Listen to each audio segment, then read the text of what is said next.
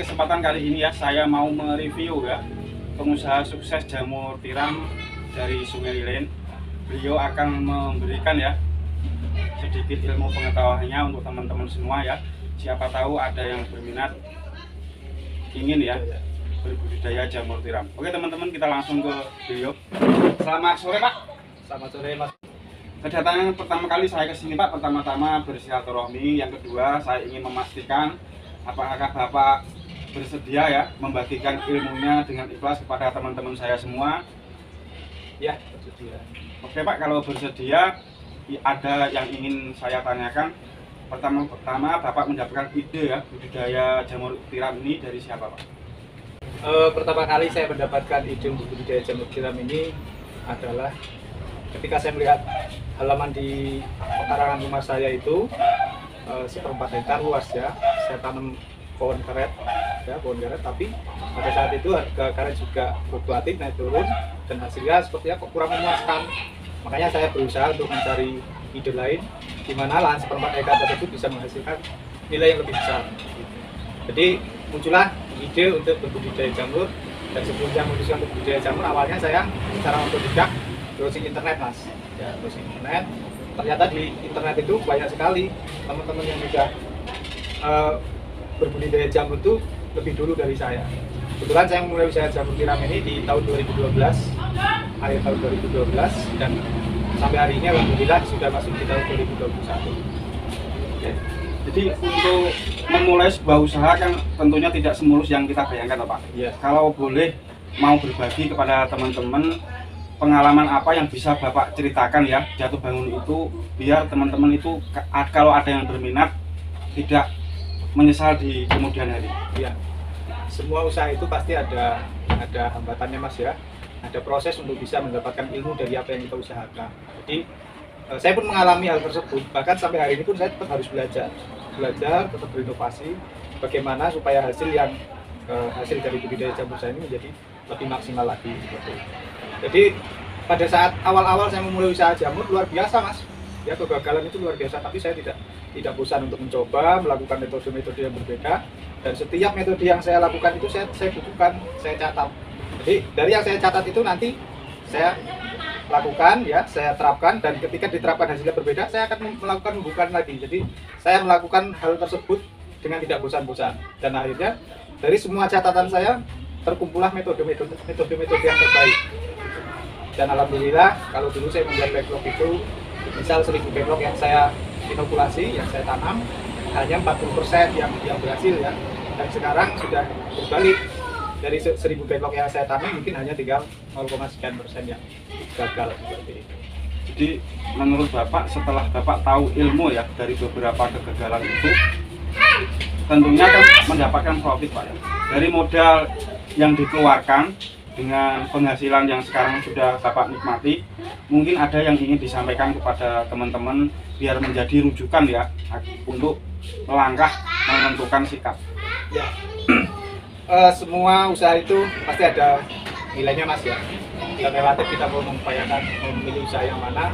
Kalau di sekitar kita ini rata-rata petani kebun Mas ya, ada kebun karet, kebun kelapa sawit, tapi saya memilih berbudidaya jamur tiram ini karena memang faktor yang berbeda. Jamur tiram tidak mengenal musim, mau musim kemarau, musim penghujan, itu kita masih tetap bisa produksi secara maksimal. Nah, untuk nilai itu tergantung dari upaya kita juga Mas. Jamur tiram ini memiliki nilai ekonomi yang sangat tinggi, yang sangat besar. Dan kelapa sawit pun seperti itu, tapi perbedaannya di sini adalah ketika kita memiliki lahan kelapa sawit, itu berapa modal di awal yang harus kita keluarkan kan?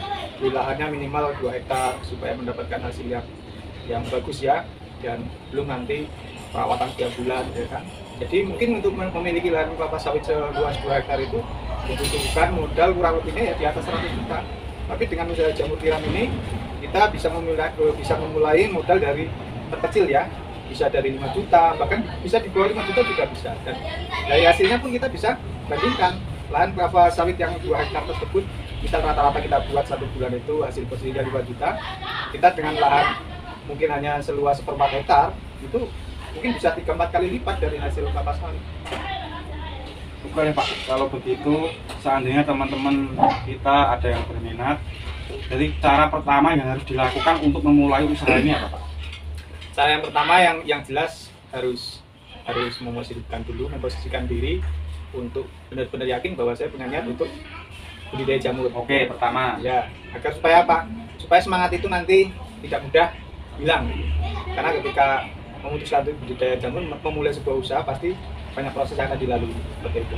Itu yang pertama. Dan yang kedua, menurut saya harus senang dulu bahwa jamur itu adalah bahan pangan yang bergizi tinggi, bermanfaat sangat banyak, memiliki manfaat yang sangat banyak, dan harus menjadi catatan bahwa ketika kita memulai sebuah usaha berupa pangan ya, pangan olahan itu bukan hanya nilai ekonomi yang kita kejar, tapi merupakan pahala juga buat kita, karena kita bisa memberdayakan masyarakat di sekitar dan tentunya kita lebih bermanfaat untuk orang lain.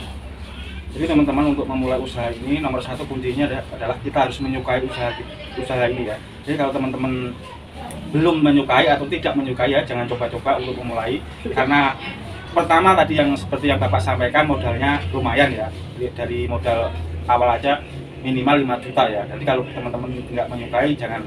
Sedangkan yang kedua Pak, untuk melakukannya, untuk memulai usaha tadi setelah suka ya harus apa ya Mas ya, kita kan harus ya tempat lah. Yang jelas suka ya, kita harus suka dulu terhadap apa yang mau kita usahakan. Kita tanamkan dulu keyakinan bahwa saya memutuskan usaha tersebut agar tidak mudah mudah putus asa, karena prosesnya itu nanti akan kita temui untuk bisa mendapatkan kesuksesan. Dan yang selanjutnya tentu ya kita persiapkan lahan ya. Karena lahan ini relatif Mas, dari modal berapa yang mau kita keluarkan untuk tahap awal sampai benar-benar menguasai ilmu jamur, saya sarankan untuk buat kecil-kecilan dulu, ukuran 4x8 atau mungkin 8x8 itu bisa ya. Kisaran backlog mungkin bisa 5.000 backlog seperti itu, dan itu bisa dilakukan secara manual dari angka terendah bisa Mas. Jadi tidak harus 5 juta, bahkan dari nilai 1 juta pun ya, kalau kita mengerjakan sambil kita pelajari bagaimana itu jamur, 1 juta itu bisa ya. Karena kita melihat bahan baku di sekitar kita tuh banyak sekali Mas ya, yang tadinya hanya menjadi limbah serbuk gergaji kan. Serbuk gergaji itu biasanya kalau kita lihat di Surabaya itu hanya dibakar, dan ternyata serbuk gergaji itu nilai ekonominya masih sangat tinggi.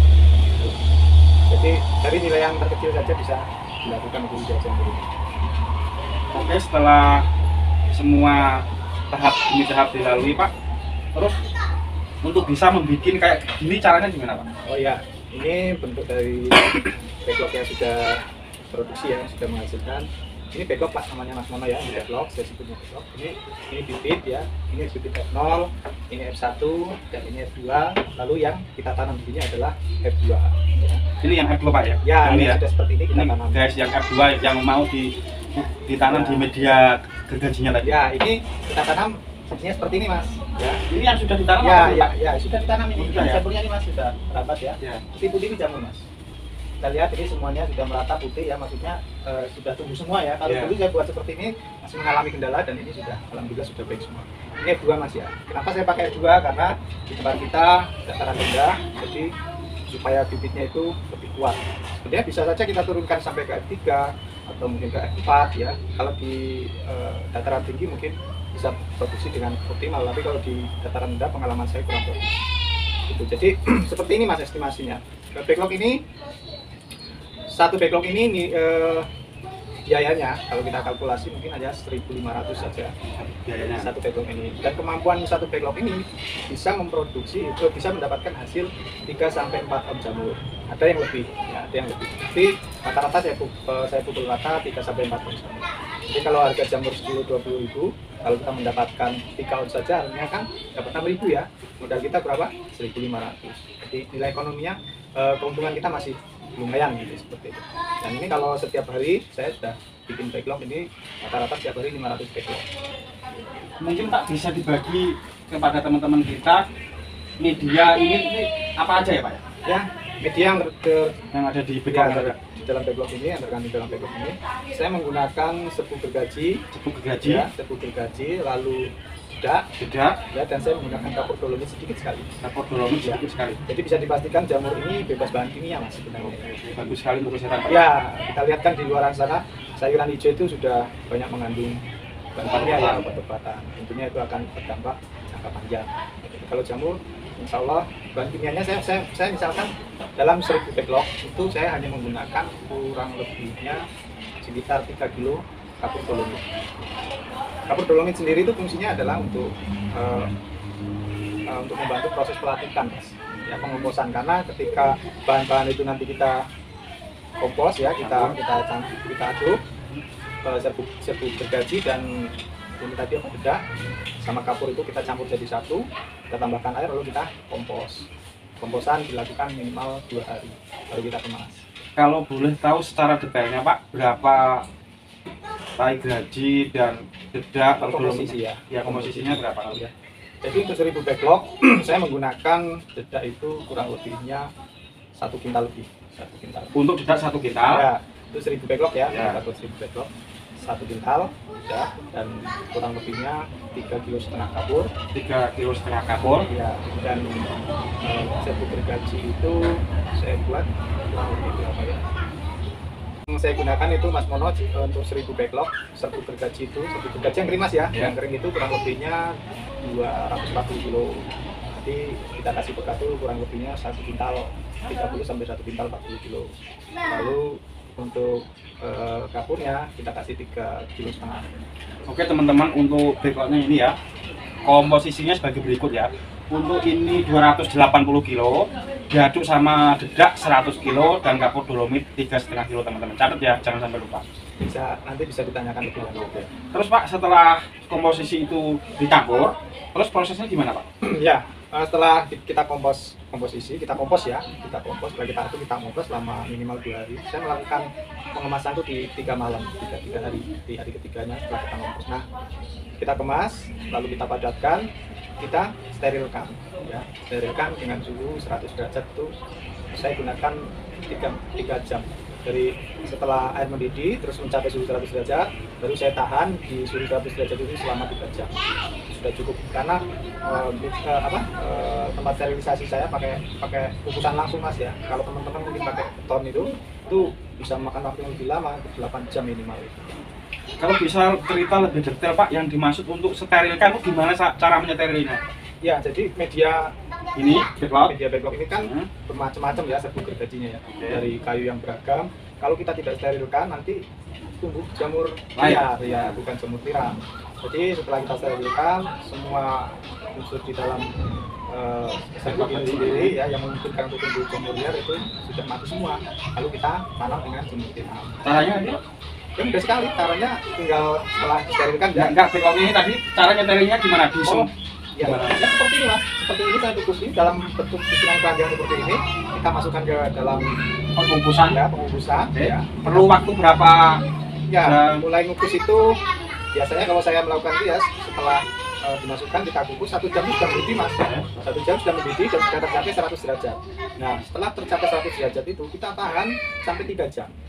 Ya, rata-rata saya ngukus itu hanya 5 jam saja. Pakai metode pengukusan langsung dengan plat itu. Oke teman-teman, jadi untuk menyeterilkan backlog ini ya, kita harus kukus di dalam suatu tempat ya, pengukusan. Ntar saya kasih tahu itu sekitar 1 jam untuk mencapai suhu 100 derajat, dan kita diamkan selama 3 jam setelah suhu 100 derajat ya. Jadi jangan langsung diambilin ya teman-teman ya. Kita panaskan terus mas, setelah 100 derajat tercapai, kita tetap api itu kita nyalakan terus. Oh berarti suhu mempertahankan suhu ya, jangan sampai turun di bawah 100 derajat. derajat. Turun di bawah 100 derajat selama 3 jam. Sudah cukup. Baru diangkat? Tidak, baru dimatikan apinya ya. Setelah dimatikan, besok kita angkat karena masih panas ya. Kita dinginkan dulu setengah hari atau 1 hari, baru bisa diangkat dari berikutnya, lalu siap untuk diinokulasi setelah dingin. Oke, jadi setelah dikukus teman-teman, diambil tadi, baru dimasuki bibit ini tadi ya. ya? Oke. Jadi panjang juga prosesnya ya Pak? Ya, prosesnya banyak, panjang gitu. Harus telaten mas usaha jamur itu. Apalagi? Oke Pak, rasanya ya itu yang ingin saya tanyakan. Cuman tidak menutup kemungkinan saya akan datang lagi ya untuk meminta penjelasan Bapak bagaimana caranya membuat bibit bibit jamur ini Iya, ya. boleh. Soalnya kan waktunya terlalu panjang Bapak. Apakah Kakak benar-benar ikhlas membagikan ilmu ini? Kita saya Oke, siapapun yang mau belajar untuk budidaya jamur, mau datang ke sini secara langsung silakan ya. Alamat saya di Jalan Palikan Jambi, kilometer 131. Dan kalau mau melalui media sosial, WA ataupun Facebook juga bisa, ada Facebooknya juga. Oke teman-teman, harus saya cantumkan ya. Ya, Oke, ya. Oke, teman-teman. pasti nanti akan saya tanggapi. Misal saya tidak langsung merespon, pasti ketika waktunya sudah siap saya kasih penjelasan. Oke Pak, saya mewakili teman-teman saya mengucapkan terima kasih atas waktu dan ilmunya. Sama-sama, Semoga Allah membalasnya ya. Amin. Oke, terima kasih Pak.